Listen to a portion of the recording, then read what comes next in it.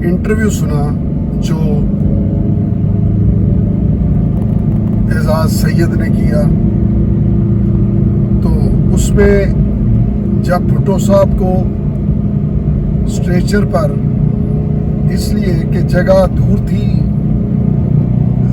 फांसी घाट की और भुट्टो साहब के सेल की, स्ट्रेचर पर बिठाया गया और स्लिपरी थी, बारिश थी, तो इनको जल्दी थी कि किसी तरीका मरवजा टाइम से पहले ही भुट्टो साहब को शहीद कर दिया जाए। तो उसमें मजीद अनवर कुरैशी जो कि कादियानी है, कहता है कि उनका सर दाएं बाएं हो रहा था। और इसको बंदा कहे सर दाएं बाएं नहीं, वो दाएं बाएं देख रहे थे, और तेरी औकात इतनी नहीं थी कि तू भुट्टो साहब के करीब भी फटकता। ठीक होगी बात। यार मोहम्मद चौधरी जो सुपरडेंट जेल थे भुट्टो साहब के साथ, वो भी हर वक्त मुलाकात